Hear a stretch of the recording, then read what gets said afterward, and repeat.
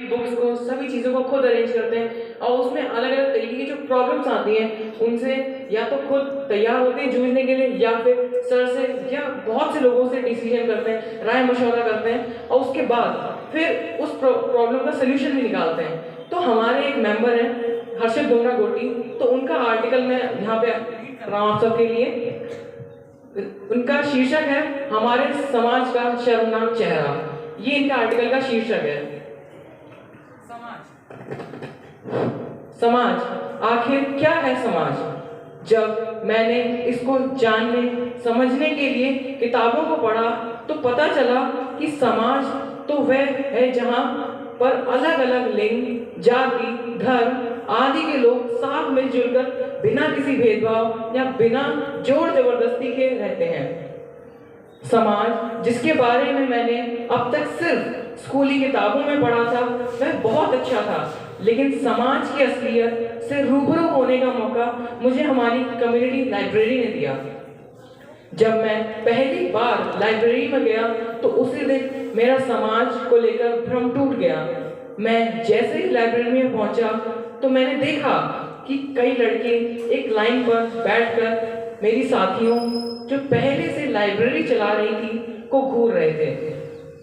जब मैंने इसके बारे में अपनी साथियों से पूछा तो वे बताते हुए कहती हैं कि रोज कई लड़के उनको आते ही वहां पर एक लाइन में बैठकर उन्हें घूरते रहते हैं। बाद में मुझे ऐसी ही और भी कई घटनाएं पता चली जो काफी शर्मनाक थी।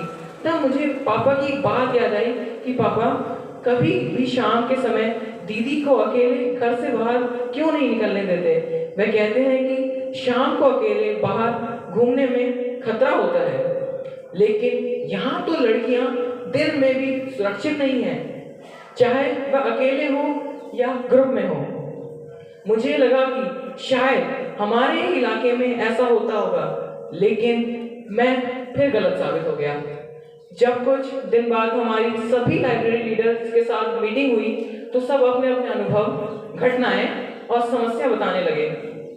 उसमें सबसे ज्यादा समस्याएं यह थी कि बड़े लड़के लड़कियों को परेशान करते हैं।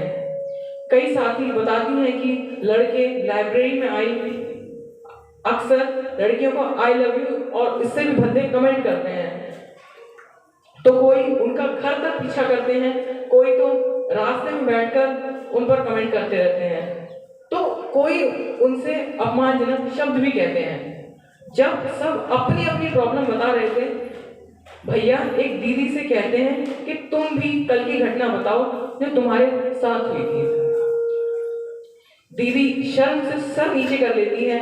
फोर्स करने पर वे बताती हैं कि कल एक लड़का उनके पास आया जिन्हें वे जानती भी नहीं थी और बोला कि तुम मुझसे बात नहीं करोगी तो मैं गाड़ी के आगे आकर जान दे दूंगा। दीदी ने फिर से अपना सिर शर्म से नीचे कर लिया और बाकी अपने अपने अनुभव बताने लगे। तब मुझे पता चला कि ये हाल सिर्फ हमारे इलाके का ही नहीं, ये हाल हर उस जगह का है जहां लड़कियां हैं। वह अपने पंखों को उड़ान देना चाहती हैं और अक्सर उन्हें हम इस चीज से रोक देते हैं। तो क्या किसी का लड़की होना पाप है? क्या हमें किसी भी लड़की को उड़ान भरने से रोकना चाहिए? क्या एक लड़की को सपने देखने से रोकना चाहिए? मुझे तो लगता है बिल्कुल नहीं, ये नहीं होना चाहिए। मैं सबके विचार को तो नहीं बदल सकता, लेकिन मैंने खुद से वादा किया है कि मैं ये कोशिश करूंगा कि जितने भी बच्चे हमारी लाइब्रेरी में आते हैं उन्हें इस बात को लेकर पहले से जागरूक कर सकूं, चाहे वह लड़के हों लड़कियां हों, जिससे लड़कों के मन में भी सभी के लिए सम्मान आए और लड़कियों के मन से शर्म और डर निकल सके, जिससे अगर उनके साथ कभी कोई ऐसी घटना हो तो वह उसे बताने में बिल्कुल भी ना शर्माएं और सिर्फ आकर बिना किसी डर से उसे सबके सामने बता पाए। ये जो आर्टिकल था ये मैंने आपको बताया कि हमारे साथी हर्षित का था।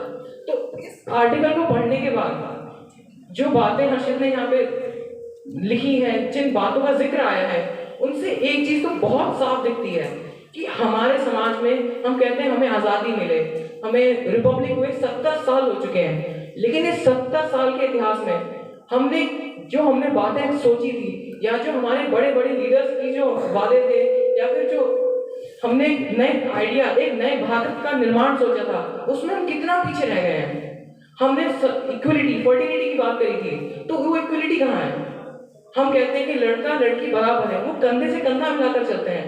तो यहाँ पर सिर्फ और सिर्फ एक लिंग के बेस पे, एक जेंडर के बेस पर इतना डिस्क्रिमिनेशन कि एक लड़की सिंपली अपने ही गांव में, अपने ही एरिया की कम्युनिटी लाइब्रेरी में जा रही है और उस पर ऐसे कमेंट्स, उस पर ऐसा लड़के जो कमेंट कर रहे हैं, उस पर जो उसके साथ गलत बिहेवियर कर रहे हैं, ये किसका साइन है? हम आखिर कहते हैं कि हमने इतना कुछ अचीव किया है, हमने इतनी डेमोक्रेटिक, हम शायद आप सभी जानते हैं कि इंडिया जो है सबसे बड़ा डेमोक्रेटिक कंट्री है, लेकिन इतने बड़े लार्ज डाइवर्स कंट्री में जो डेमोक्रेसी है वो कहाँ गायब है? वहाँ इक्वलिटी कहाँ है?